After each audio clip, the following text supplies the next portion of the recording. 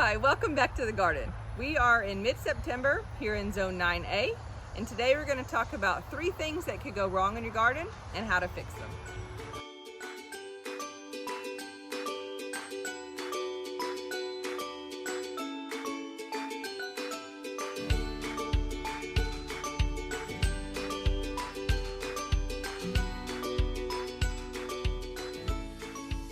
So we're going to address the first pest that has become a problem for us this season, and that is fire ants. And if you live anywhere in the South, you'll have a really good grasp of how much a nuisance a whole bed of fire ants can be.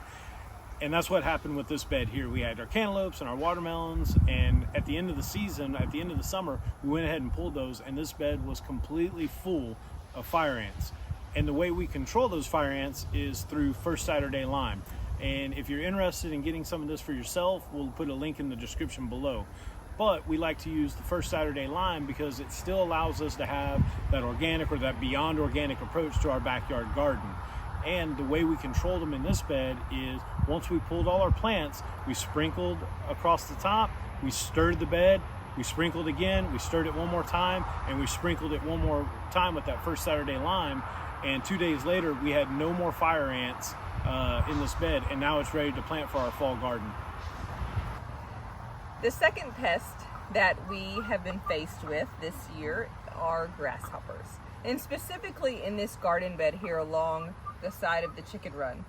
I planted lettuce and radish and a couple of other, I think kale, and as soon as they would start to sprout, the grasshoppers would just annihilate them, so there was nothing left. And so instead of getting rid of the grasshoppers, I chose to just replant this with something that either they wouldn't like or that would hold up to them. They can munch on it, and I'll still have enough to give snacks to my chickens and the rabbits.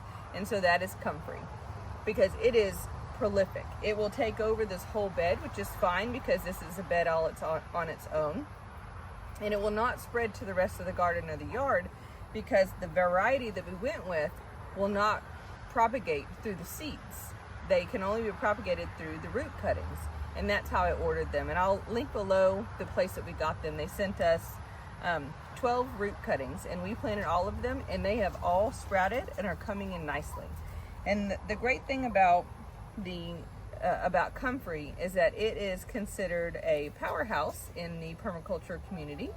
It is great for medicinal properties for humans, but also for your animals. So the leaves are like 26% protein, and so it's a good snack for your chickens, and we'll also feed it to our rabbits.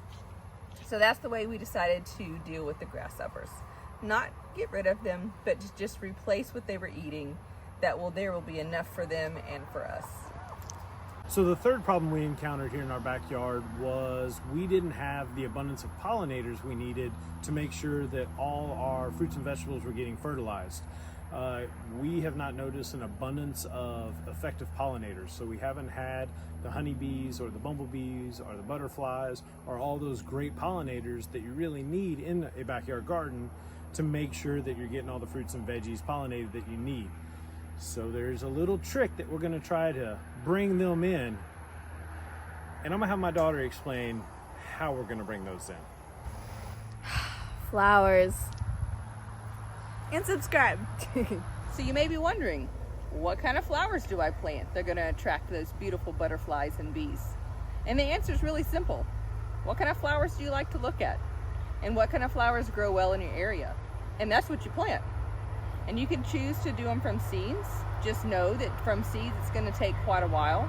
These are some zinnias that we planted from seeds, and they germinated well and they're growing well, but it's going to take a while to get those blooms. And so we've decided to also go and buy some pretty well-developed snapdragons and some marigolds for our local nursery, and we're planting those in pots right now. And one thing about the marigolds is not only will they attract those butterflies and the bees, those wonderful pollinators, they also attract some very beneficial very beneficial insects that will take care of any of those pesky insects that are going to eat your vegetables. So marigolds are beautiful, and they're also beneficial in that way as well. Thank you so much for watching. Make sure to hit that like and subscribe button down below. Also, tell me what your favorite flower is in the comment section. See you in the next video.